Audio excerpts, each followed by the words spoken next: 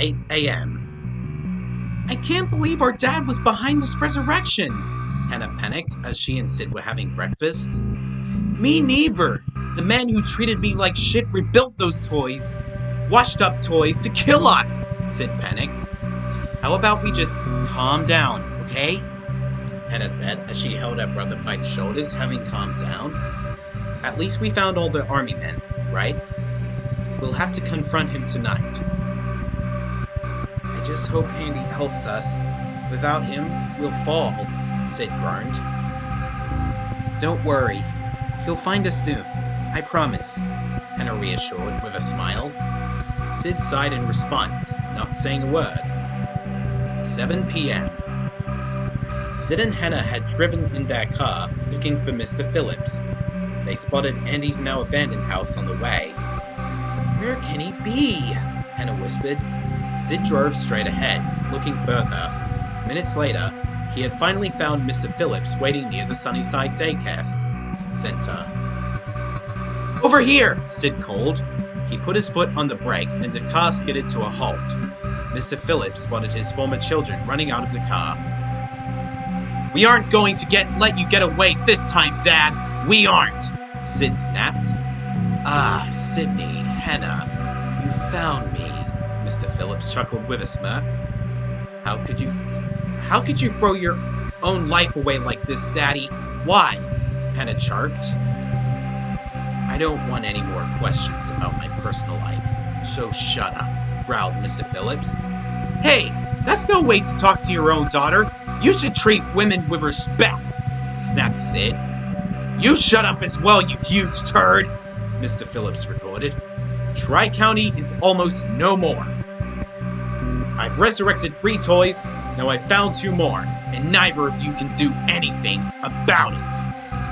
Mr. Phillips walked towards siblings before he stuck out his hand, offering a handshake. I will say this once, and I won't say it again. If you join me, both or either one of you, we will work together as a family of masterminds. Do you want that? Sid and Hannah glanced at each other, concerned, until... No, I won't join a monster who threw his own life behind himself, Sid blurted out. Mr. Phillips' smirk of determination then stretched into a look of betrayal before he glared at his former son. So, you have chosen betrayal, he spoke until he looked behind. Like I said minutes ago, you two are too late. Mr. Phillips presented the corrupted toys, Woody, Buzz, Jessie, Bo Peep, and Wheezy from behind, with a sinister grin. It's your funeral, Sydney. Godspeed. Mr. Phillips then walked back into the shadows, leaving the siblings to fight. Let's end this, like what happened 9 years ago, Sid snarled, facing Woody. Oh really? You and what army? Woody chuckled. It's only me and my brother, apparently, but we will still beat you, replied Hannah.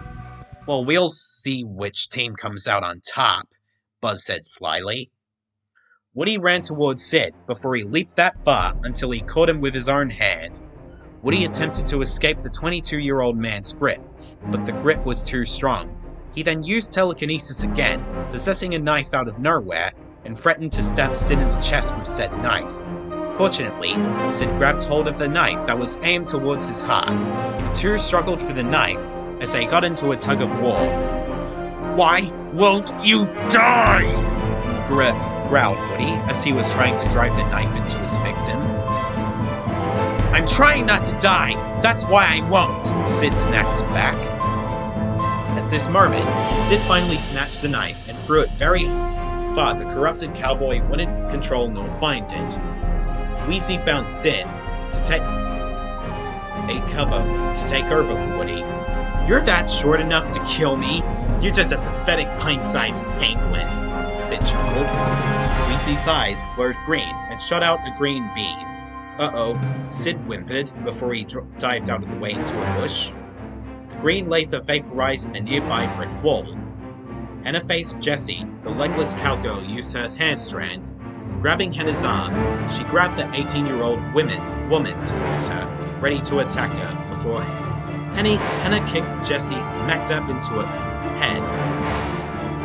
Buzz pointed his laser towards Sid, who evaded the incoming flames, scorching down a tree that was behind the 22-year-old garbage man.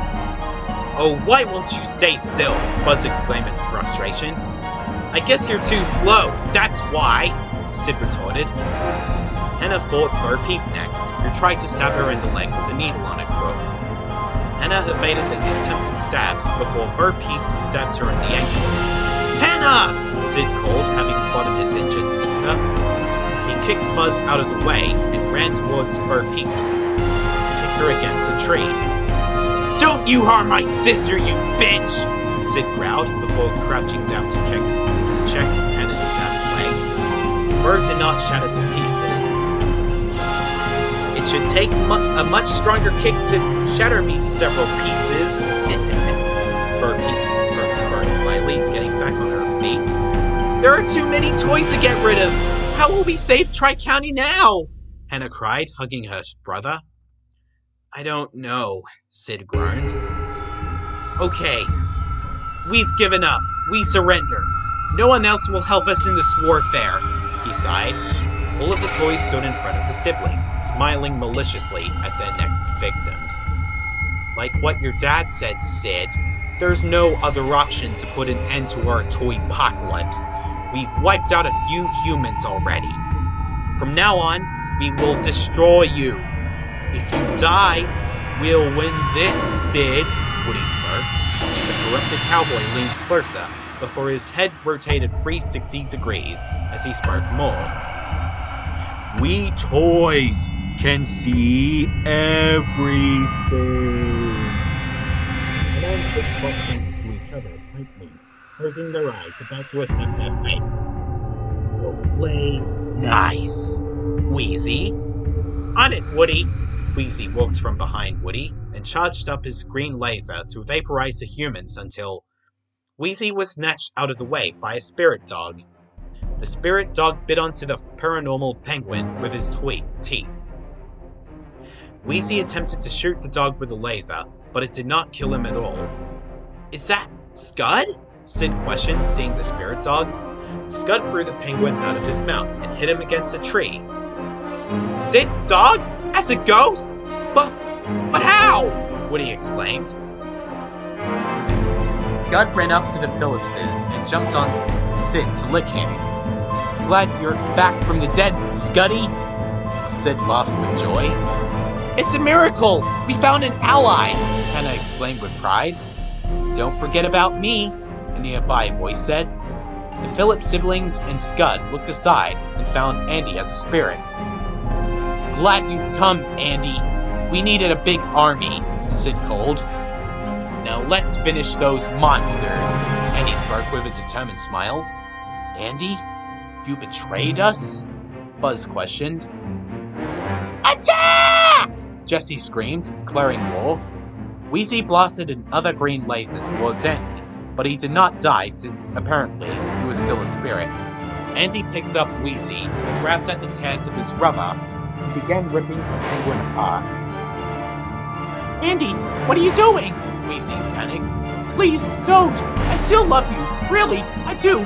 I can change my..." Andy finally tore Woody, and from his foot inside. Wheezy had been torn in half from his foot inside. "I'm sorry, Wheezy," Andy whispered with remorse. "Sid, behind you!" called Hannah. Andy did so, finding Bo Peep about to stab him in the leg. Bo pierced the spiritual leg of Andy, but he did not feel any pain. Andy found a nearby branch that was broken off a tree before bluntly dropping it on the sinister shepherdess. "Why didn't you resort to malice?" Sid asked. "I'm not a violent person. I just didn't want to make a female toy's death that painful." "Oh, I believe you all aren't done yet. You've got to take care of us now. Especially you, Andy, you backstabbing bastard," Woody growled with a grimace. "Oh, we'll see who come out on top," Hannah retorted. "Wait, I've got an idea, guys," Sid thought. "What is it?" asked Andy. Get in my car. We're going to my workplace, Sid replied. Let's get in the car, demanded Hannah. Sid, Hannah, and Scud got in the car, but not Andy. Andy, coming in? Sid questioned. Nah, I can fly all the way here, Andy smirked slyly. You never told us you could fly, Sid blunted. The siblings and their dog started the car and drove off like a streak of lightning, off to their destination as Andy flew from behind. Woody, Buzz, and Jesse hopped onto the back of the car, attempting to break in. Scud barked angrily at the toys, with the intent to scare them off. Oh, shut your yapper, you mangy mutt! We won't let those humans escape, Jesse snarled. The toys are gaining on us! Drive faster, Sid! Hannah cried. I'm driving fast, but I still need them to hold on for that next destination, Sid pulled back. After an entire minute of driving, Sid had sped to the Tri-County landfill, and Andy landed in front of the siblings and the dog. Alright, let's finish this, Buzz declared, pointing his arm towards the humans. Alright, grab these trash bags, Sid planned. When they run towards me, immediately, I've got a better idea. Allow me, Andy interrupted. Andy turned invisible, confusing the siblings. At this moment, Buzz's arm was snapped off, and a pair of rusty scissors floated in and cut off all of Jesse's hair, and Woody's head was pulled off his body. What the hell's going on? Who did this? Woody yelled. Andy then appeared out of thin air with a smug grin. You did this to us! Woody screamed. He then tried to use his telekinesis to snatch the scissors out of Andy's hand, but it did not work as his head was separated from his body. What the? Why can't we use our powers anymore? I can't even torch down our victims, Buzz gasped. And I don't have any hair! Jesse cried. Andy backed up Buzz, Sid backed up Woody, and Hannah backed up Jesse. Wait, where are you taking us? You're not gonna throw us away, aren't you? Woody panicked. Nope. Even worse, Sid responded with a chuckle. At this point, the three humans chucked the bags onto the conveyor belt, leaving them to be shredded, then incinerated. Hasta la vista, monsters! Sid sparked with a chuckle as Hannah stuck her tongue out to taunt them. No! Woody, Buzz, and Jesse yelled in unison, reluctantly accepting their fates. We did it! Sid, Hannah, and Andy exclaimed with joy, high-fiving. Scud then pounced onto Sid, licking him cheerfully. Welcome back to the Phillipses, Scud. I missed you long enough, Sid said warmly. We only have one more person to deal with, Hannah spoke with a wink. Andy and Sid looked at one another, smiling smugly. What happens here? Where are Sid and Hannah? Mr. Phillips complained, having walked back to the daycare. Oh, we've forgotten all about you, Dad, Sid spoke from behind. Mr. Phillips looked behind, spotting Andy, Sid, and Hannah. You did this? I swear I will murder the three of you! Mr. Phillips had the urge to attack Sid, but Hannah suddenly delivered a kick to his face, making him fall to the ground. Okay, you two win. I surrender. I'll go to jail again, Mr. Phillips groaned. 8 p.m. The police had arrived to arrest Mr. Phillips for past child abuse, attempted violence, and breaking out of prison. Sydney, I guess you were right. Alcohol did ruin my life, but it's too late for me to realize that, I guess, Mr. Phillips sighed. Finally, you've admitted it, Sid spoke sternly. I'm sorry, Dad, but we wish we could forgive you, Hannah spoke. Mr. Phillips was then taken back into the police car to be taken back to his cell, and he drove off. Sid then walked up to a tree to say one more thing to Andy before he and Hannah could go home. Andy, I want to say that you are such a great... Andy? Andy wasn't behind the tree. Hannah tapped Sid on the shoulder and pointed to Andy flying back into the clouds. Sid sighed sadly. having missed an opportunity to talk to his new friend. A week later, the Tri-County area was back to normal. Most of the buildings had been rebuilt, nature was taken care of, and Sid worked at the landfill again. Sid and Hannah drove to Andy's house to meet Andy here, and Emily, who recovered from her injured thigh, came along with them too. But at the second they hopped out of the car, the house was covered by barricade tapes reading, "Police line, do not cross." "Are we too late?" Emily questioned. "I don't think you are," a male's voice said from behind.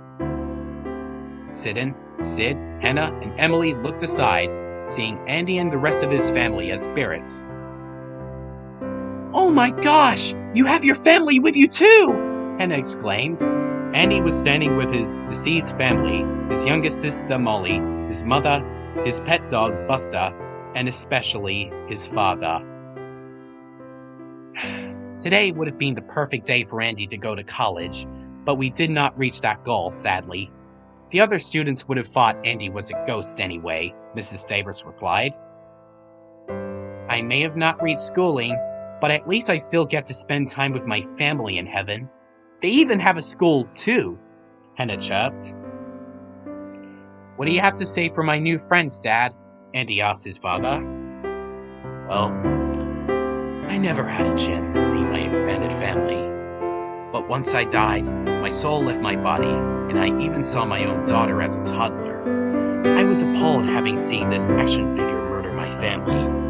However, I've been waiting to see them again up in the clouds again. And I finally achieved that goal in life," Mr. Davis told. "I'm very happy for you, Davises. Very happy," Sid spoke with a tear in his eye. "When that wrecking ball demolishes our house due to lack of inhabitants, we won't leave this yard. We'll still live here as a happy, reunited family," Andy spoke.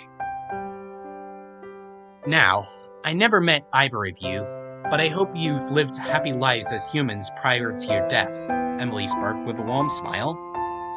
"We sure did, ma'am. We sure did," Andy chuckled in response. Sid and Hannah then embraced each other, happy that they had saved their world from the toy apocalypse, assured that there were no more toys terrorizing all of Tri-County, as Emily and the Davises watched them. The Phillipses may have lost good friends, and Andy may have lost his toys to being corrupted monsters, but they accepted those paths and moved on with their lives, accepting their forthcoming futures.